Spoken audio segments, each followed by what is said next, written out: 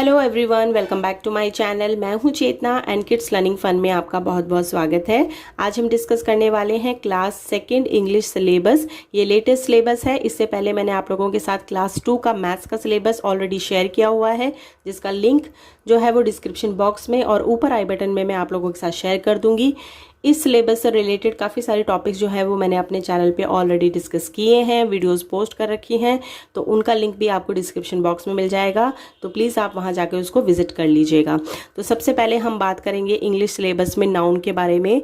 So class first में और second में बच्चों को नाउन, जिन्हें हम नेमिंग वर्ड कहते हैं, उनके बारे में बताया जाता है। तो चलिए थोड़ा सा इसको डिस्कस कर लेते हैं। नाउन जो होते हैं particularly is a name of person, place, animal और थिंग।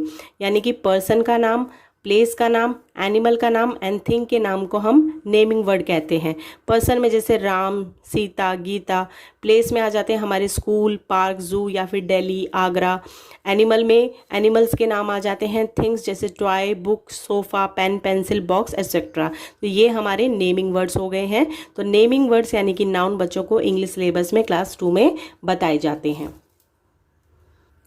ये बुक जो है वो क्लास सेकेंड की है, तो आप यहाँ पे देख सकते हैं बच्चों को सेंटेंसेस लिखने बताए जाते हैं।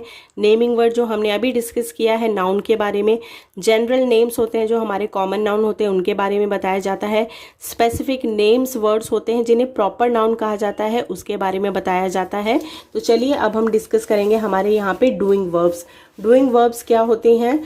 Verbs are words that shows action, यानी कि किसी भी चीज़ का एक्शन को जो शो करता है उसे हम डूइंग वर्ब्स कहते हैं। जैसे sing, swim, laugh, cry, run, sit, play, eat etcetera. यानी कि कोई भी एक्शन को जब हम शो करते हैं तो वो हमें डूइंग वर्ब कहलाता है। इसके बाद आता है हमारे यहाँ पे डिस्क्राइबिंग वर्ड्स, जिसे हम एडजेक्टिव्स भी कहते हैं।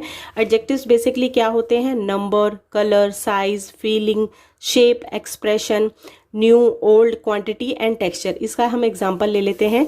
जैसे हम बात कर रहे हैं डिस्क्राइबिंग वर्ड्स के बारे में, तो यहाँ पे लिखा है फर्स्ट में आई हैव डैश पेन्स, यानी कि मेरे पास पेन्स हैं। लेकिन कितने पेन्स हैं? 4 पेन्स हैं। यानी कि हमने यहाँ पे डिस्क्राइब किया ना कि हमारे पास 4 पेन है। अगर हम लिखते आई हैव अ पेन तो हमने सिंपल लिखा कि मेरे पास पेन है, बट हमने लिखा है आई हैव 4 पेन, मेरे पास 4 पेन है। इट मीन्स 4 जो है वो एडजेक्टिव हो गया हमारा। Sunflower is yellow, yellow is adjective. He is happy, यहाँ पे एक्सप्रेशन दे रहे हैं हम लोग, तो ही इज हैप्पी, वह खुश है। She buy a new scooty, उसने नई स्कूटी खरीदी है। New is the adjective words. तो यहाँ पे हमने डिस्कस किया है naming words, doing verbs and adjectives. Next topic आता है हमारा यहाँ पे एडवर्ब्स के बारे में। पहले हमने वर्ब्स डिस्कस किया था, तो चलिए डेफिनेशन देखते हैं एडवर्ब्स की। An adverb is a word that tells something more about verb. Verb में जिसमें हम नॉर्मल बताते हैं, एडवर्ब्स में हम उसकी कुछ स्पेसिफिकेशंस बताएंगे, जैसे यानी कि उसके बारे में ज़्यादा बताएंगे। जैसे यहाँ पे एग्जांपल दिया गया है, I can do it easily, हम इसको ईजीली कर सकते हैं।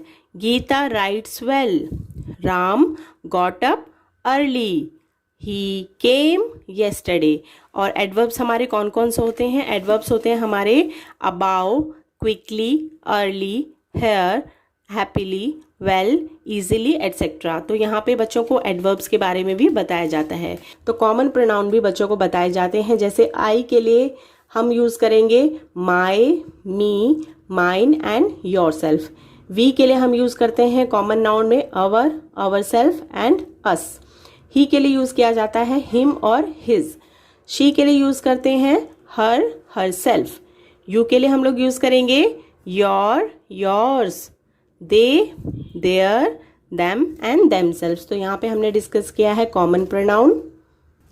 तो यहाँ पे एक छोटी सी एक्सरसाइज मैंने आप लोगों के साथ शेयर कर रही हूँ, जिसमें हमारा क्वेश्चन है matching nouns to its pronoun. तो यहाँ पे हमें कुछ नाउन्स दिए गए हैं और उनको प्रोनाउन के साथ हमें मैच करना है। तो बुक, बुक जो है वो नाउन है, लेकिन बुक क्या है? एक थिंग है। तो बुक के लिए हम यूज़ करेंगे इट। माई फ्रेंड्स, यानी कि 2 लोगों की बात हो रही है जिसमें हम शामिल नहीं हैं, यानी कि हम अदर पर्सन्स की बात कर रहे हैं, तो माई फ्रेंड्स के लिए यूज़ करेंगे दे। पूर्वी, पूर्वी जो है वो गर्ल का नाम है, तो पूर्वी के लिए हम प्रोनाउन यूज़ करेंगे शी। दी बॉय, बॉय के लिए आएगा ही। यू एंड आई यानी कि तुम और मैं, हम, हमारी बात हो रही है तो वी यूज़ करेंगे। तो इस प्रकार से बच्चों को नाउन एंड प्रोनाउन की मैचिंग जो है वो आप घर पे प्रैक्टिस करवा सकते हैं। नेक्स्ट टॉपिक आता है हमारे यहाँ पे कंजक्शंस का। कंजक्शंस बेसिकली होते हैं, a conjunction is a word which joins two nouns, phrases और सेंटेंसेस। दो सेंटेंसेस को जोड़ने के लिए, दो फ्रेजेस को जोड़ने के लिए, दो नाउन्स को जोड़ने के लिए हम यूज़ करते हैं कंजक्शंस का। कंजक्शंस हमारे कौन कौन से होते हैं? एंड, बट, और, nor, for, yet, so, because, before and after. तो ये कंजक्शंस हमारे यूज होते हैं क्लास 2 में, जिसका एग्जांपल हम ले लेते हैं। आई हैव ए पेन, मेरे पास एक पेन है। एंड हमने यूज किया and a pencil, I have a pen and pencil. तो एंड जो है हमारा वो कंजक्शन है। नेक्स्ट आ गया I like pizza but I do not like the burger. So but is the conjunction. Next देखते हैं यहाँ पे, you can eat an ice cream और अ चॉकलेट। सो और इज दी कंजक्शन। तो कंजक्शंस के बारे में बच्चों को क्लास 2 में बताया जाता है। सो नेक्स्ट टॉपिक आता है हमारा पोजीशन वर्ड्स, जिन्हें हम प्रीपोजिशंस भी कहते हैं। प्रीपोजिशंस जो होते हैं हमारे, उन्हें हम कहते हैं in, on, into, near, between, about, under, behind, over, at, down. यानी कि ये हमारे प्रीपोजिशंस होते हैं जिन्हें हम पोजीशन वर्ड्स भी कहते हैं।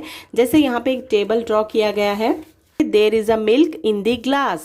तो ग्लास के अंदर मिल्क रखा हुआ है, तो इन जो है वो हमारा प्रीपोजिशन है। नेक्स्ट है यहाँ पे, the books are on the table. On the table यानी कि ऊपर रखी हुई हैं, तो on is the prepositions. The cat is dash the table. Cat कहाँ पे है? टेबल के नीचे है। It means the cat is under the table. तो इस प्रकार से प्रीपोजिशंस बच्चों को क्लास 2 में बताई जाती हैं। तो नेक्स्ट टॉपिक आता है हमारा यहाँ पे वर्ड्स शोइंग इमोशंस, जिनको हम इंटरजेक्शंस भी कहते हैं। जैसे इंटरजेक्शंस के अंदर यहाँ पे एक बॉय है और उसने गेम को जो है वो जीत लिया है, यानी कि वॉन कर लिया है। तो उसने क्या कहा है? हुर्रा। हुर्रा यानी कि ये एक एक्सप्रेशन है और वो उसको एक्सप्रेस कर रहा है। तो hurray we have won the game. यहाँ पे एक लेडी है जिसको सर में हेडेक हो रहा है, तो उसने क्या कहा है? ओह आई हैव ए हेडेक, यानी कि यहाँ पे इमोशंस को जो है वो एक्सप्रेस कर रहे हैं। सो इस प्रकार से इंटरजेक्शंस बच्चों को बताए जाते हैं। नेक्स्ट यहाँ पे आता है हेल्पिंग वर्ब्स, जिसमें हैज, हैव एंड हैड का यूज बताया जाता है। नेक्स्ट आता है वर्ब्स में आईएनजी फॉर्म का यूज करना बताया जाता है। मैस्कुलिन एंड फेमिनिन यानी कि जेंडर्स के बारे में बच्चों को समझाया जाता है, जैसे girl, boy, man, women, grandfather, grandmother. So इस प्रकार से। नेक्स्ट आते हैं हमारे यहाँ पे कुछ मैजिकल वर्ड्स, जैसे please, sorry, thank you and excuse me. तो इनका यूज करना भी बच्चों को सिखाया जाता है। जैसे कोई हमें किसी से चीज़ मांगनी है, कोई हमें बुक मांगनी है, तो हम कहेंगे प्लीज़ ये बुक हमें दे दीजिए। तो इस प्रकार से वर्ड्स को यूज़ करना। हमने कोई गलती करी है तो हम उसके लिए सॉरी यूज़ करेंगे। कोई चीज़ हमें मिली है किसी से तो उसके लिए हमें थैंक यू यूज़ करना है। एंड हमें जैसे साइड से निकलना है तो हमें उसको क्या बोलना है? Excuse me. तो इस प्रकार से मैजिकल वर्ड्स का जो यूज़ है बच्चों को करना बताया जाता है। इसके बाद आता है वॉज एंड वर का यूज़ करना सिखाया जाएगा। ये सब चीज़ें जो है वो पास्ट टेंस में सिखाई जाती हैं बच्चों को। जैसे ही डैश गोइंग टू शॉप, तो ये यूज किया जाता है सिंगुलर के लिए, और प्लूरल के लिए यूज किया जाएगा they were going to shop. Singular में यूज किया जाएगा शी वॉज स्लीपिंग। शी यानी कि सिंगल की बात हो रही है, एंड वी वर स्लीपिंग, हम सो रहे थे। तो ये प्लूरल के बारे में बात हो रही है। तो यानी कि वॉज एंड वर का यूज करना सिखाया जाता है। सो नेक्स्ट आता है हमारे यहाँ पे एंटोनियम्स, जिन्हें हम अपोजिट वर्ड्स बोलते हैं, जैसे happy, sad, new, old, small, big, rich and poor. तो ये हमारे अपोजिट वर्ड्स हो गए हैं। नेक्स्ट आता है हमारा सिनोनिम। सिनोनिम्स में सेम मीनिंग होता है एक वर्ड का, जैसे सैड, सैड मतलब भी दुखी होना होता है, और अनहैप्पी का मतलब भी दुखी होना होता है। नेक्स्ट हैप्पी, ग्लैड, यानी कि हम हैप्पी भी यूज कर सकते हैं और ग्लैड भी यूज कर सकते हैं। सिक मतलब भी बीमार होना होता है, और इल मतलब भी बीमार होना होता है। तो क्लास फर्स्ट में भी ये चीज करवाई जाती है और क्लास 2 में भी opposite meanings and same meanings बताए जाते हैं। इसके बाद आते हैं हमारे यहाँ पे हेल्पिंग वर्ब्स, जिसमें इज, एम, आर, वॉज और वर का यूज़ भी बताया जाता है, बिकॉज ऑलरेडी मैंने आप लोगों को ये बताया है कि हैज़, हैव और हैड का यूज़ किया जाता है, तो उसके साथ में इज, एम, आर, वॉज और वर का यूज़ भी बच्चों को करना सिखाया जाता है। सो नेक्स्ट यहाँ पे आता है क्रिएटिव राइटिंग्स के बारे में। जैसे यहाँ पे एक पिक्चर्स ड्रॉ की गई है और उसके बारे में कुछ बताया गया है। Here are some pictures given below. Write 4 sentences on each of them. One is done for you. यानी कि यहाँ पे एक पिक्चर ड्रॉ की गई है। कोकोनट ट्री के बारे में यहाँ कुछ बताया गया है। The coconut tree is found in coastal plains. Its leaves and branches are strong. Every part of the coconut tree is useful to us. And people like to eat its fruit. तो इसके बारे में बताया गया है। तो यहाँ पे जो पिक्चर ड्रॉ करके दी गई है उससे रिलेटेड यहाँ पे 4 लाइंस जो है वो लिखने के लिए दी गई हैं। सो इसी प्रकार से यहाँ पे पिक्चर्स ड्रॉ करके दी गई हैं और बच्चों को उनके लिए 4 लाइंस जो है वो लिखनी है। तो ये हमारा आता है क्रिएटिव राइटिंग्स में। सो नेक्स्ट यहाँ पे आता है मेकिंग कन्वर्सेशन। जैसे 2 फ्रेंड्स हैं, आपस में बात कर रहे हैं, उनसे रिलेटेड कन्वर्सेशन जो है वो बच्चों को लिखवाई जाती है। जैसे on Monday morning you walk up very late, you told your friend what happened, now write down the conversation you had with your friend. जैसे कि यहाँ पे लिखा है मी, यानी कि मैं बात कर रहा हूँ। हे, यहाँ पे आपकी फ्रेंड का नाम लिखना है। जैसे हे Ram, good morning. So friend ने बोला good morning, how are you. Me, I got up late this morning, मैं लेट उठा था। Why did you wake up late today. तो ये कन्वर्सेशन है। सो इस प्रकार से बच्चों को इंग्लिश सेंटेंसेस बनाने में, एक दूसरे से कन्वर्सेशन करने में काफी हेल्प मिलती है। सो नेक्स्ट यहाँ पे बच्चों को कॉम्प्रीहेंशंस भी दिए जाते हैं, जिसमें एक पैराग्राफ दिया गया है और उससे रिलेटेड कुछ क्वेश्चंस दिए जाते हैं जिनका बच्चों को उसमें से आंसर सर्च करके लिखना होता है। So today I have discussed with you class 2nd English syllabus and I hope this video will helpful for you guys. So if you like the video, so please hit the like button and subscribe my channel and please press the bell notification that you get all the notification on my new videos. Thank you so much.